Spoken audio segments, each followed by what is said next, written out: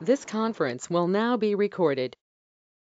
Okay, so today we are going to discuss this 2017 April talk, which is management of gynecological cancers in pregnancy. So basically, it is dealing with gynecological cancers and not breast cancers. Breast cancer, you have a separate GTG. So it is basically dealing with cancer, cervical and ovarian cancer, which is more common in pregnancy. And there are definitely 2 or 3 questions. These are repeatedly asked in this on this talk. So incidence of cancer in pregnancy, it is 1 in 1,000 pregnancies. Generalized management when you consider for cancer in pregnancies, pregnancy should be preserved whenever possible, along with careful and detailed discussion with the mother with a multidisciplinary team. So first it is multidisciplinary approach. Try to preserve the pregnancy as far as possible, but here there can be conflict of interest because we have to think of both, that is mother's well-being and future, and we have to also think of life of the fetus and preservation of pregnancy. So there can be conflict of interest depending upon the on which way we are thinking more. So but definitely the priority should be always to the mother's life. Now, whenever we consider prognosis of these cancers in pregnancy, so pregnancy does not cause any deleterious effect on cervical and ovarian cancer prognosis, and they have similar outcomes as non-pregnant women. So now most common tumors in pregnancy, they have given it generalized, that is breast cancer. So most common cancer in pregnancy is the breast cancer, cervical cancer, melanoma, and hemopoietic cancer. While most common gynecological cancers in pregnancy are cervix and ovaries. Okay. So when you ask regarding the generalized malignancy, most common in pregnancy, it is breast. While most common cancer, gynecological cancer in pregnancy, it becomes cervix. Endometrial cancer, usually it is an incidental finding when you do curettage, endometrial curettage for either missed pregnancy or after delivery. But because of increased obesity, usually this cancer, or you can find endometrial hyperplasia or early stage endometrial cancer in younger women, and sometimes they want to preserve their fertility. While vaginal and vulval cancer, they are very rare in pregnancy. So now first we will see about the cervical cancer. So cervical cancer incidence in pregnancy is around 1 to 10 per 10,000 pregnancies. And 2/3 of these cancers, they are diagnosed in the first and second trimester. And they are usually early stage disease up to 1B.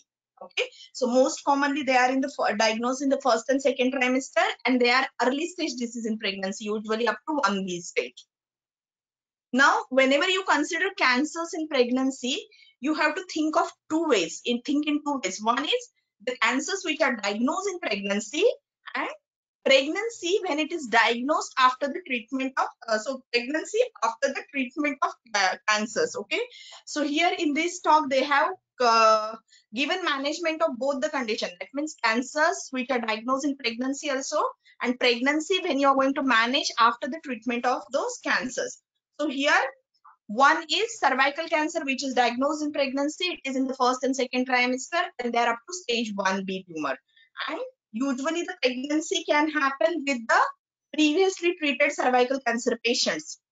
So usually these women, they have undergone either excision procedures for this early stage cancer, that is 1A1. That is either it can be leads or cone biopsy for very early disease, or trachelectomy for up to 2 centimeters cancer of 1B1. Okay. So these are the things that you have to consider when you are considering the pregnancy.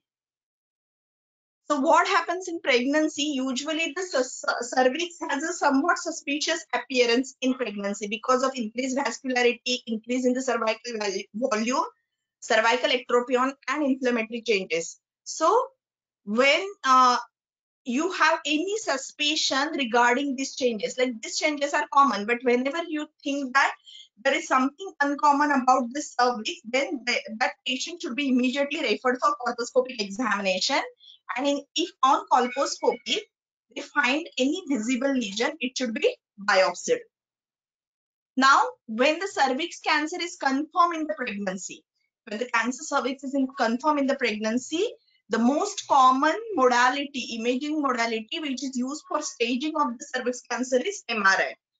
And MRI is useful for assessment of locoregional spread, and it is safe in pregnancy.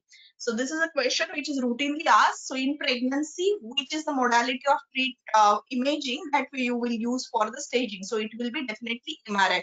CT you cannot use because CT for Excuse me, staging ma'am. you have to. Yes.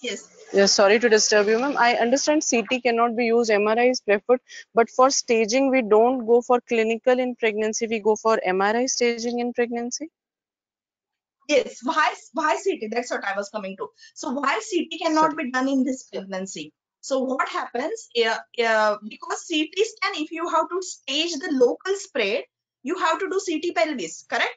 And this CT pelvis is definitely it is contraindicated in pregnancy because it carries high radiation dose. Yes, CT chest and this thing for metastasis is okay. You can do with abdominal shielding.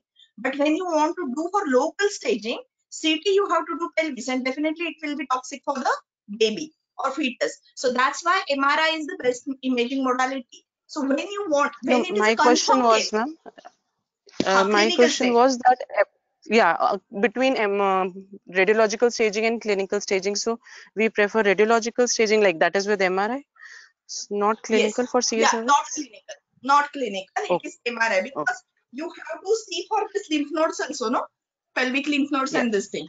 So you have right. to do MRI because clinically you cannot diagnose on at least for lymph nodes and on all this spread. Okay, so and pelvic wall Right. spread. So for Thank that you. definitely it is the MRI. Okay. Now, how you're going to manage the cervical cancers diagnosed in pregnancy? So, the management depends upon tumor size, nodal status, the stage of the disease, the gestational age of the pregnancy, and histological subtype of that cervical cancer. So, stage-wise management, when you consider, definitely it is usually similar to that of non-pregnant management. So, for stage 1A1, definitely it is a local excision treatment, that is, it can be leads or bone biopsy by cold knife. So, when you want to do this leads or cold knife, it should be done usually in early pregnancy. And the choice between these two procedures depends upon the size of the lesion, the clinical team's experience, and degree of suspicion. Now, colonization, if you want to go for colonization, it carries high risk of side effects like the procedure related morbidity. It is usually it causes bleeding in 4 to 15% of cases. It is also responsible for pregnancy loss, premature delivery, or PROA. And it increases with gestational age. So it should be done in early pregnancy if you want to do colonization. Leads, yes, you can do for somewhat later stage also, but colonization definitely you have to do in early stages. Now, after 1A1, okay, after 1A1, from 1A2, usually you require lymphadenectomy to assess the spread of the disease. So now, lymphadenectomy, if you want to do, laparoscopic you can do in early pregnancy, that is first and early second trimester, but it becomes very challenging after 15 weeks because of increased size of the uterus. It becomes very challenging. And as you know, if you want to assess the lymph node status, the best way to do is its histopathological assessment.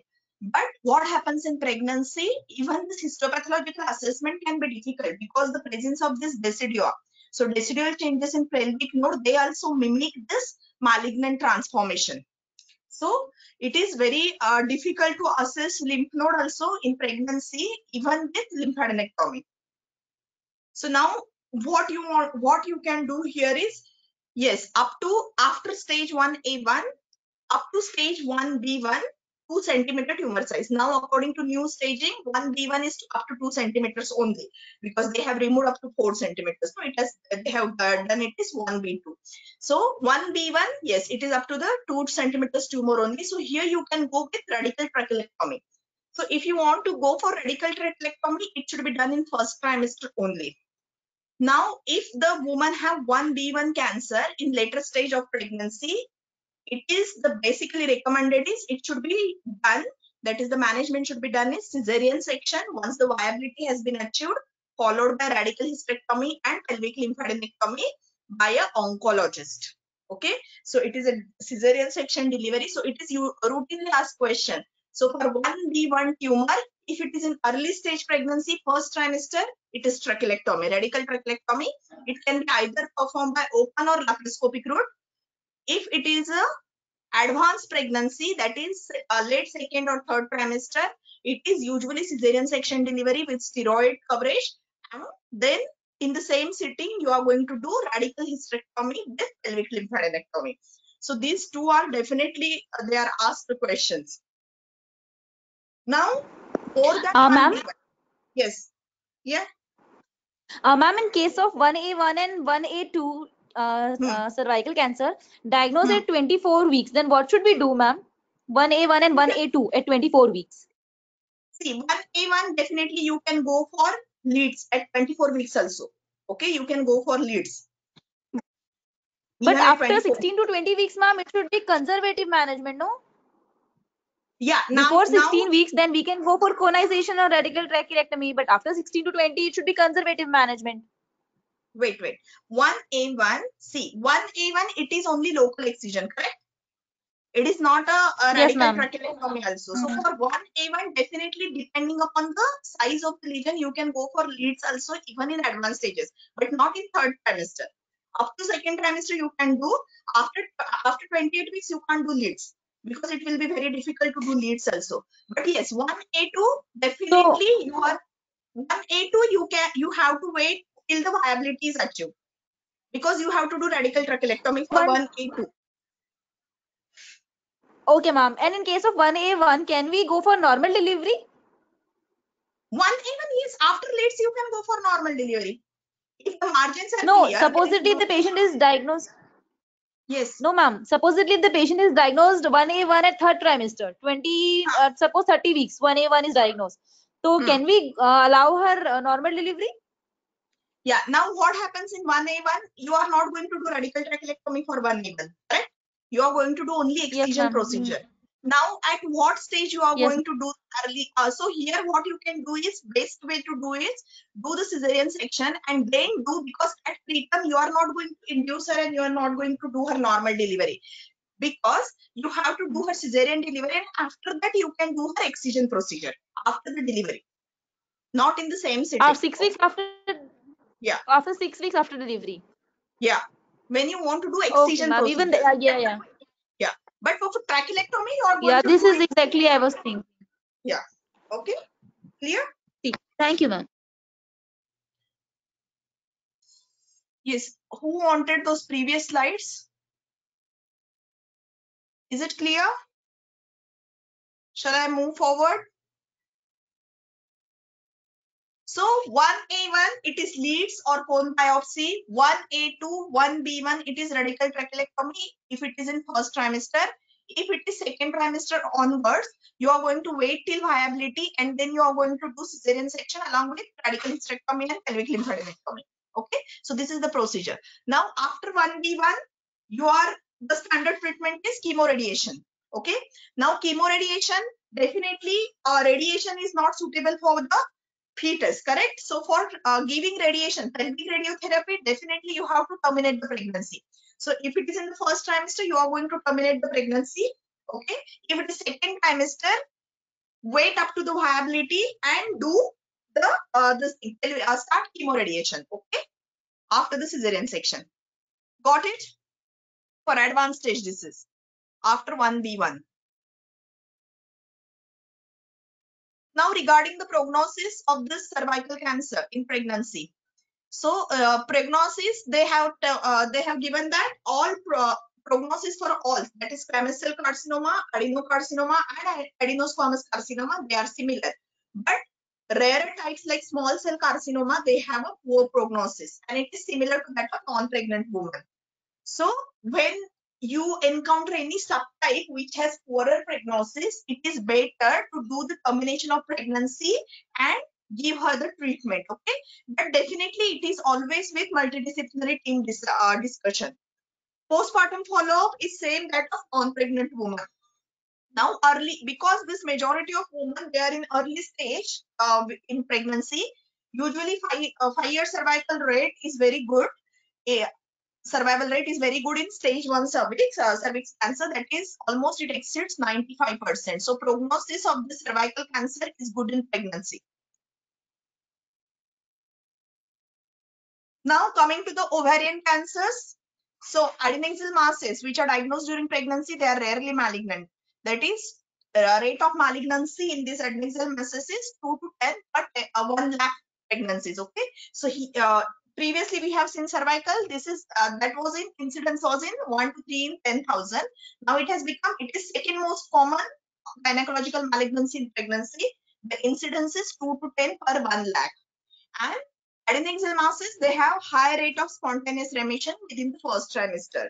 Now, what are the malignancies that can be there in pregnancy? These are germ cell tumors, borderline tumors, epithelial cancers, and sex cord tumors. So, most common ovarian malignancies are borderline ovarian tumor, followed by non-epithelial cancers, and then last is the epithelial invasive cancers, because usually these pregnancies are in younger age group. So diagnosis of this adnexal masses, suspicious adnexal masses. So first it is, you have to do, definitely you have to rely on preoperative ultrasound. Finally, you are going to do MRI to differentiate between benign and malignant. CA-125 is not very reliable. Mostly if you are doing it in first trimester, it is usually elevated. So it is not very reliable marker. So finally, definitive diagnosis is based on the removal of adnexal mass, inspection of abdominal cavity, and biopsy of any suspicious lesion. So for this adnexal masses, what you are going to do, when the risk of malignancy or suspicion of malignancy is low, conservative management, that is expected management, should be done. Surgery is generally indicated when there is a risk of acute abdominal event like rupture, torsion. Okay. This surgery for adnexal masses, it should be performed between 12 to 27 weeks of gestation, and usually it should be done by laparoscopic management when the risk of malignancy is low. So when the risk of malignancy is low, the route of surgery should be laparoscopy, and the laparoscopy is generally recommended up to 20 to 22 weeks, because after that the uterine size increases and it poses challenges for this laparoscopy also. So in case of when the RMI score is high, so in that cases, open surgery should be preferred to do a full staging procedure. And also when you do this open surgery, it will reduce the risk of spillage, and because this spillage, if this occurs, it will upstage the malignancy.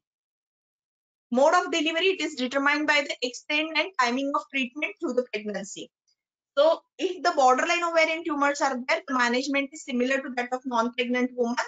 So usually it is continuation is allowed in the continuation of pregnancy is allowed. Patient is encouraged to have a normal delivery, and then after the delivery in the postpartum period, they are managed surgically. So if the borderline tumors are there, they should be operated in postpartum period if you have suspicion of borderline, because they have a good prognosis. Now, when non-epithelial cancers like germ cell tumors or sex cord cell tumors, usually they are present with very large masses and pain, and they are usually symptomatic. So, but that is the only thing is there, they are usually very early stage. So they are usually stage 1 when they are diagnosed in the pregnancy. So the recommended management in pregnancy is fertility preserving surgery with unilateral salpingo-oophorectomy. It is indicated with full peritoneal staging. But lymphadenectomy is generally avoided unless you find any suspicious lymph node.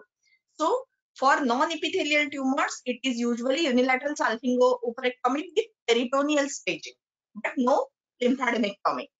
Now for epithelial ovarian tumors, it depends upon the stage of presentation. So stage 1, it is the staging laparotomy. It is usually similar to that of non-pregnant woman, but here better it should be done only the necessary staging. That means you can just remove the one-sided ovary, that is unilateral salpingo-oophorectomy. Peritoneal staging should be done unless you find any suspicious lymph nodes. If you find suspicious lymph nodes, you have to do the lymphadenectomy.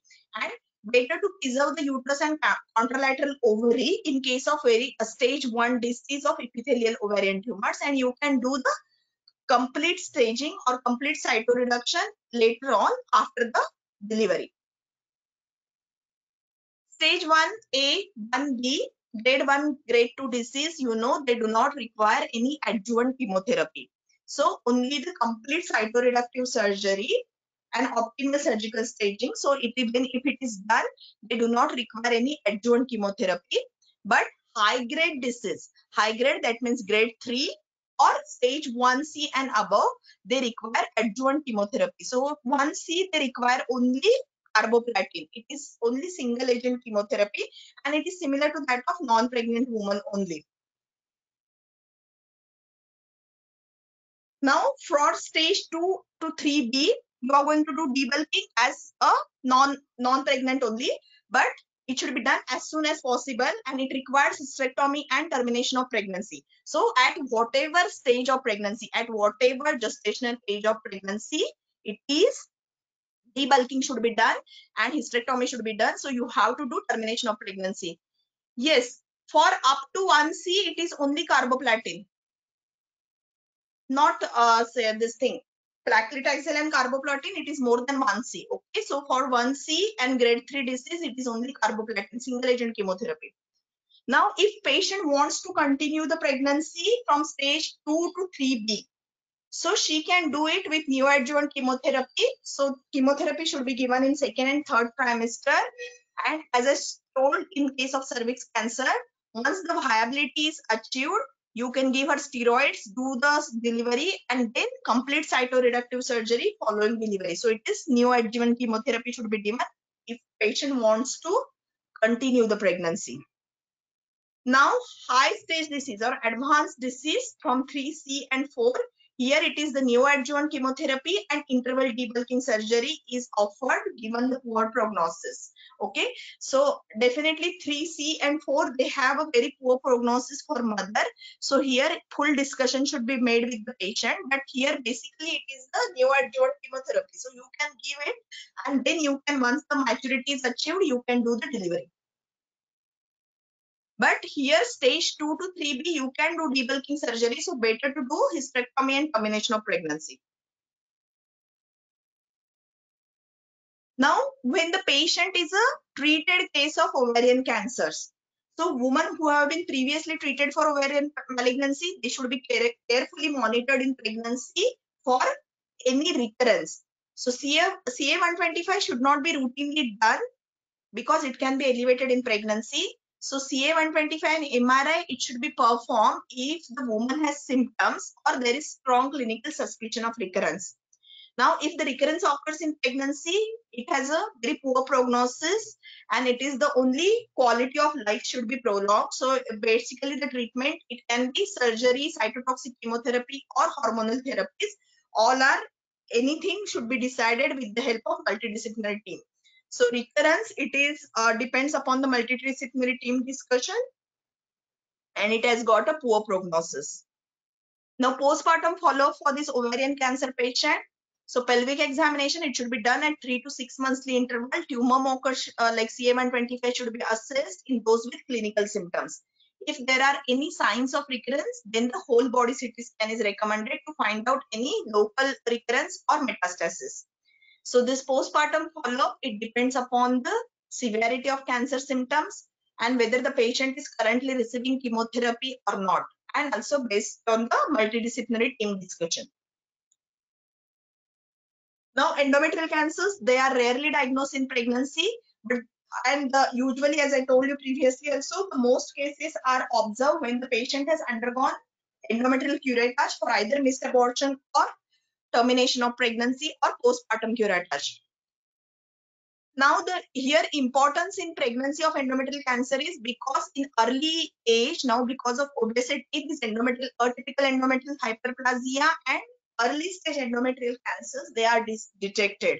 And in those cases, when the patient wants to preserve the fertility, it can be a challenging problem.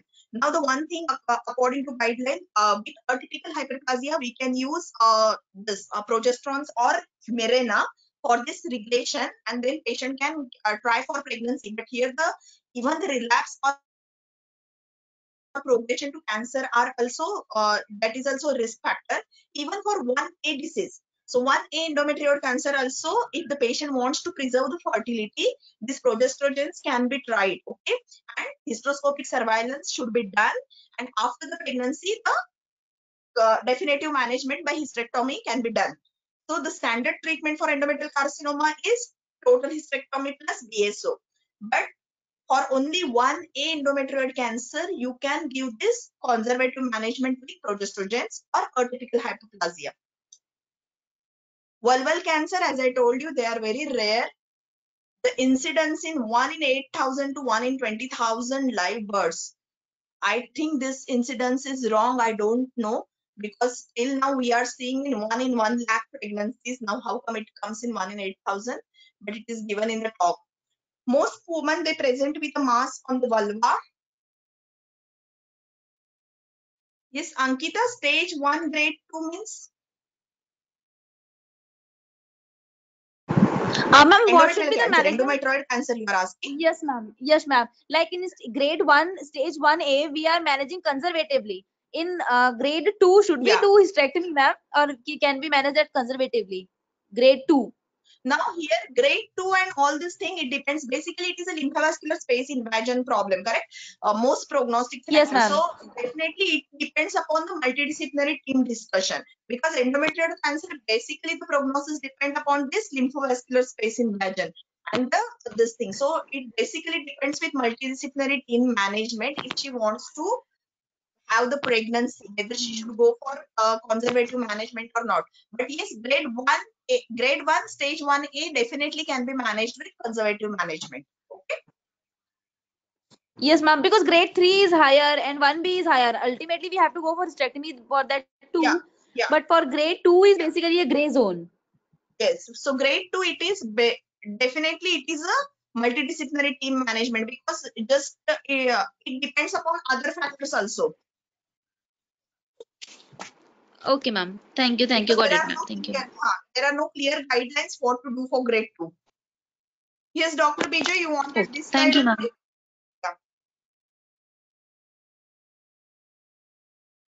Okay. Okay, you want me to repeat? Yeah. So this endometrial carcinoma, basically, yes, as I told now only, see, basically endometrial carcinoma, if it is diagnosed in pregnancy, then definitely what you are going to do is, because it's very rarely diagnosed in pregnancy, correct? Because it is very rare to have a pregnancy with this endometrial carcinoma, correct? So but the thing where we are concerned about this pregnancy is atypical hyperplasia or endometrial carcinoma, early stage endometrial carcinoma. They are diagnosed in early ages, like before 40 years of age, and in that case, patient may want to preserve her fertility.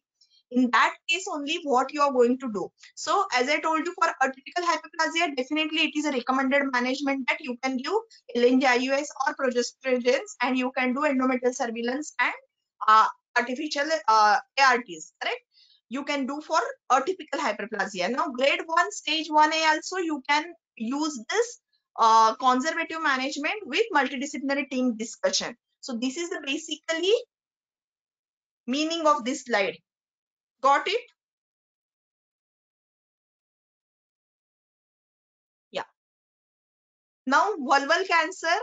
Here, the thing what you have to remember is vulval cancer, that course of vulval carcinoma, it is not affected by pregnancy. Actually, they are very rare in pregnancy because they are very rare to get diagnosed before 40 years of age.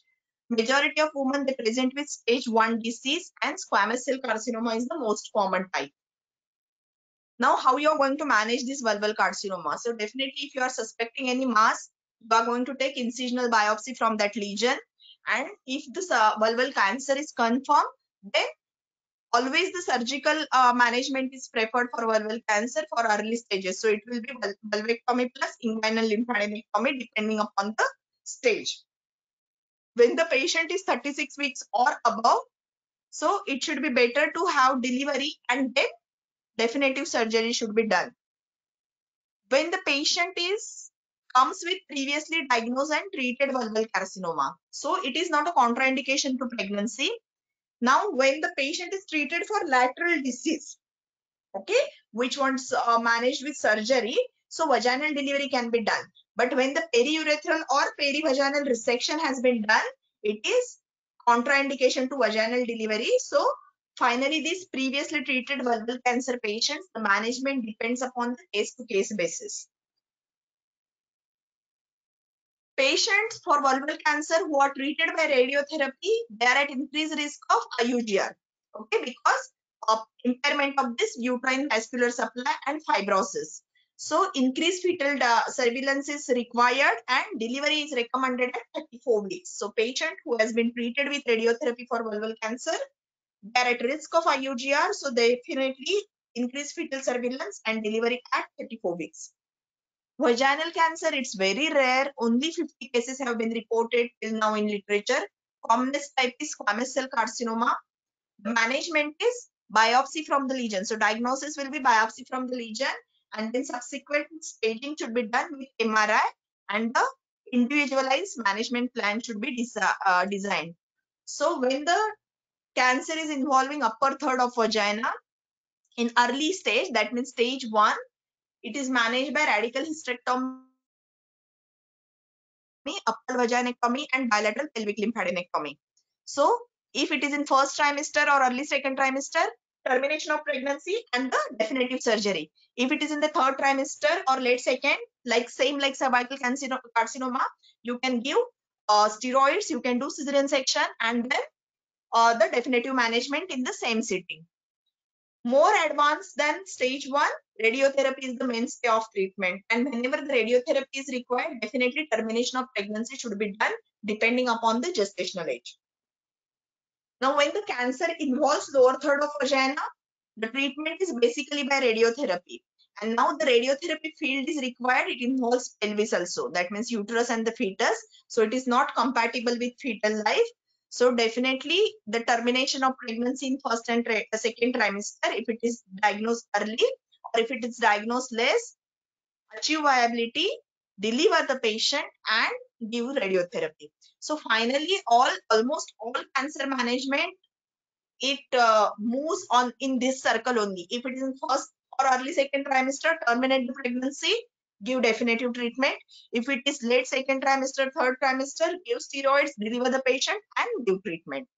Now some gray zone, as Ankita asked, is around 22 to 24 weeks. So now here the management plan will be individualized depending upon the stage, rate of progression and patient symptoms, and also patient's wishes also. Okay.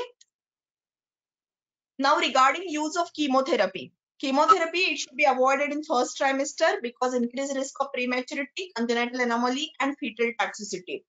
Bevacizumab, which is a VEGF growth factors, correct? So it is a monoclonal antibody. It is also contraindicated in pregnancy because of its teratogenic effects. Now, so this is for ovarian cancer. Now, when the patient is of cervical cancer is there, it is chemoradiation. So it is cisplatin plus radiotherapy. Now, cisplatin is safe in second and third trimester, but radiotherapy is not, correct? So cisplatin you can give in second, third trimester, but as you can't give simultaneous radiotherapy, you have to terminate the pregnancy. And there is no role of chemotherapy in the management of endometrial or vulval cancer. Now, the another thing which is very asked commonly in question is, so any chemotherapy like carboplatin, paclitaxel or cisplatin, which are most commonly used for gynecological cancer, they are all excreted in breast milk and they continue to excrete in breast milk up to 2 weeks, more than 2 weeks. So breastfeeding should be avoided in women receiving this treatment, or at least for 2 weeks. Means if the patient has completed her chemotherapy, you usually get a question like that. Patient has completed her chemotherapy, patient has just delivered, what you want to, what you are going to do for breastfeeding. So avoid for 2 weeks. That is the thing. Okay. So avoid for 2 weeks is the thing for breastfeeding. Now radiotherapy, as I told you previously also, it should be avoided during pregnancy and it is contraindicated. But where it is necessary, like cervical carcinomas or vulval vaginal carcinomas, it can be given in third trimester. So first and second trimester it is contraindicated, it can be given in third trimester.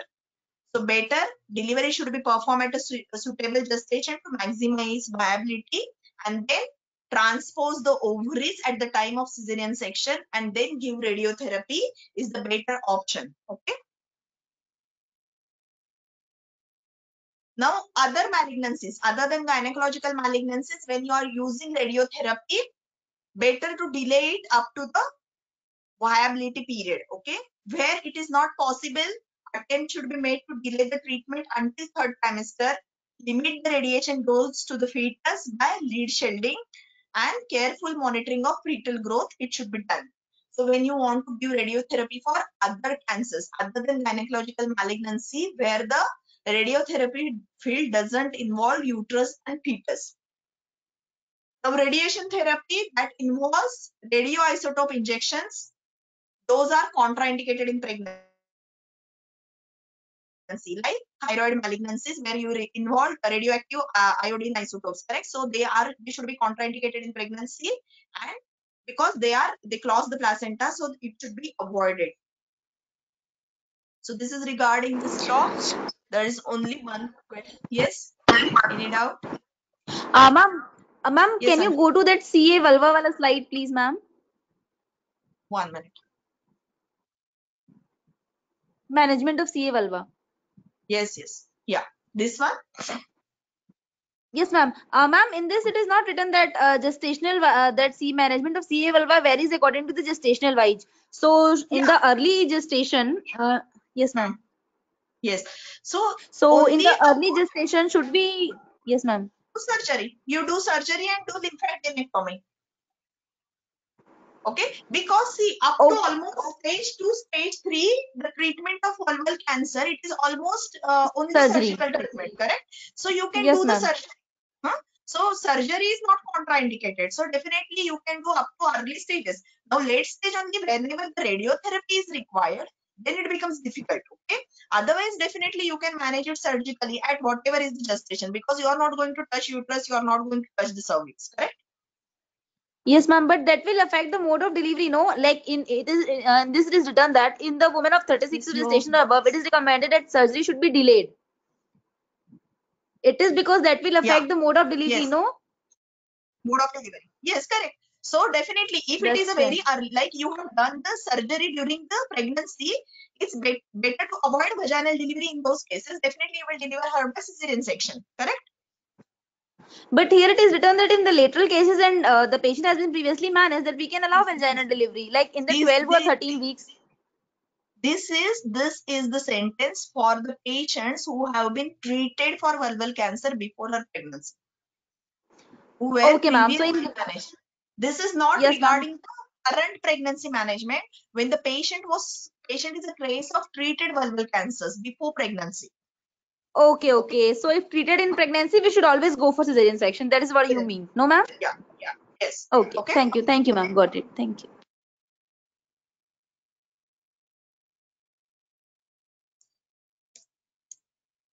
Okay. So this is the only one question I have today for you. So please answer, type in the chat box answer. 37-year-old woman who presented with vaginal bleeding at 19 weeks of gestation. She is investigated and found to have invasive squamous cell carcinoma of, actually it is a cervix. Why this question is half, I don't know. Okay, what would be the best test to assess MRI. local or regional spread of cancer?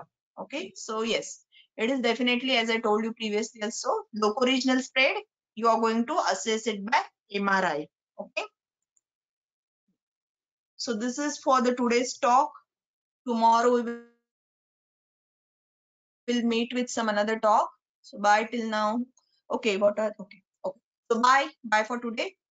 Ma'am, just a Thank you small for question. attending. Hello. Yes. Yeah. Ma'am, in Yes, CA go on. ovary, yes, ma'am, I just missed that part, ma'am. In CA ovary, in case of early stage, we can do epithelial tumors, we can do salpingophorectomy, and then we can perform complete surgery during the time of delivery. This is what you said, ma'am. Actually, I missed this part, Yeah. ma'am. This 2 lines. Yes. What I told you for early stage, okay, the basic thing what you have to do is you have to preserve the uterus. Okay, for stage 1. Yes, ma'am. You have to preserve the uterus. You have to do that tumor staging. So you are going to do the unilateral salpingo-oophorectomy. You are going to do peritoneal staging, but you are not going to do lymphadenectomy, or you are not going to touch uterus or contralateral ovary. Okay. during first staging procedure. Okay, and now after the delivery, now here you can do vaginal delivery also if it is early stage, correct? Because there is no contraindication for vaginal delivery in this patient. Yes, ma'am. Okay? After delivery, you can go do the complete staging procedure. Okay, ma'am. Or if Got she it, is ma'am. going for cesarean section, you can do the complete staging procedure at the time of.